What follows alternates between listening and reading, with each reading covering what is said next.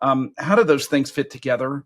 The marketing maturity curve, empathy, how you coach clients now? It's a good question. I think a couple ways, and let me try to get there a little indirectly. Let's talk about what the marketing maturity curve is, first of all. And I think of it, the whole idea of an organizational maturity curve is kind of a concept that comes from IBM. And the way they always framed it was the idea of a data maturity curve when, they were first rolling out Watson, which was one of the first kind of organizational AI frameworks. And the idea of how organizations use data, like you have reporting, that's like at the low end of the maturity curve, all the way up to you're using predictive, right? And then in between what those things look like. From a marketing perspective, within the wealth management sphere, what that ends up looking like is at the beginning, advisors are typically marketing themselves. And that's what the vast majority of marketing content for advisors is about. The whole Jolt conference is about advisors who are marketing for themselves. None of the content in that conference is for marketing professionals. It's for advisors who are doing their own marketing. Most of the content that's out there in the world it's tips and tricks for advisors who are marketing themselves, right? Which is fine because that's what a lot of advisors are doing. And that's the very bottom of the maturity curve. The top is when you get to somewhere like Mercer. You get to the megas who have, Gary Fudin, the CMO at Mercer, has more than 100 people in his department, more than 100 people who are just working on the lead generation portion of Mercer's department. It's a staggering enterprise experience. And this tech stack behind it is magnificent. And the way that they're using predictive is a thing of beauty. So those are the two ends of that maturity curve. And between here and there, it's not a perfect like this. It's more like line and then like this. So as that AUM moves, we're looking at really what happens along this kind of horizontal. Sorry, this is an audio thing, so I should stop making hand gestures. For those people in audio, we'll draw a hockey stick and put Thanks it out for the there. hockey stick. If I'm looking at between, you go 50 million, 100 million, 500 million, at some point there, maybe you have an office manager or an intern or someone like that who starts handling some of your marketing. Or maybe you hire one kind of marketing specialist coordinator. Maybe you call them a director, but basically they're the one in Canva and they're kind of doing your social. They're not operating off of a strategy in any way, shape, or form. Right. By the time you get to 500 million, a billion, maybe you have two of those people. They're still not operating off of a strategy. Really, in that kind of 1 billion to 10 billion place, you have people who are doing marketing, but they're really doing the same stuff that you were doing when you were an advisor who was doing your own marketing. They're just doing more of it.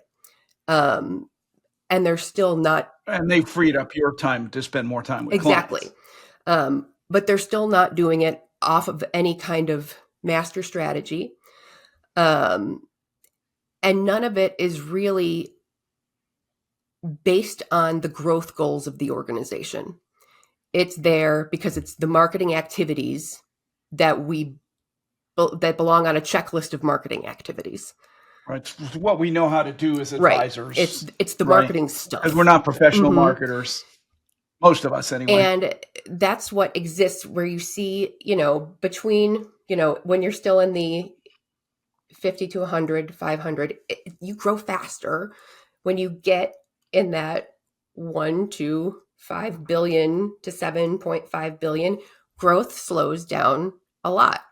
One of the reasons is referrals don't take you as far in that stage. It's harder to double, when you get there.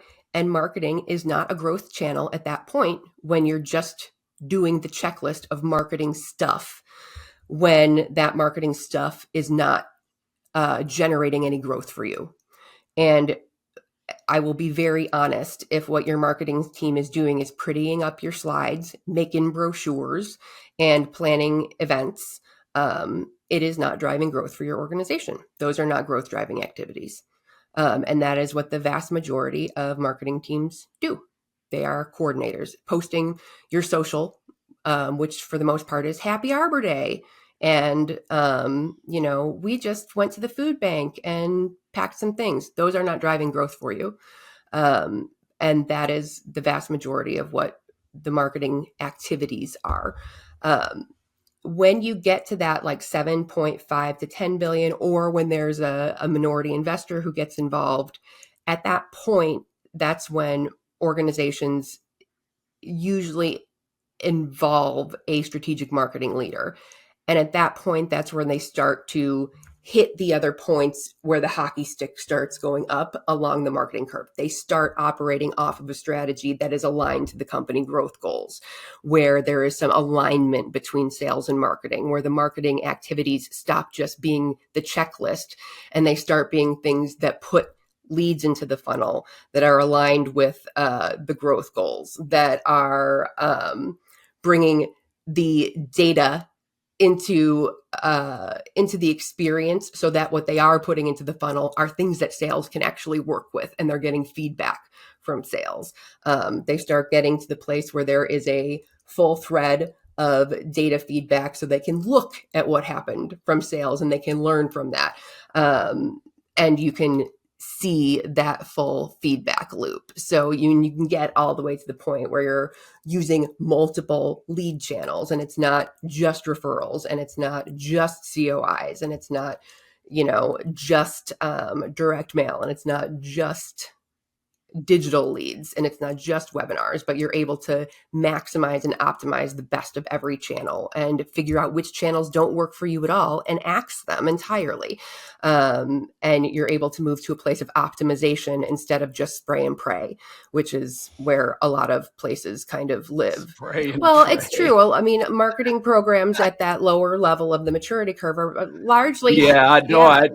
Believe me, as somebody who's always been my own marketer, that is, I'm laughing because it's like, okay, that is so true. It's all held together with chewing gum and twine and some prayers, and the hour or two a week that you're willing to devote to it, in between the 16 other C-level hats that you wear as an advisor in a 100 to 500 million AUM enterprise.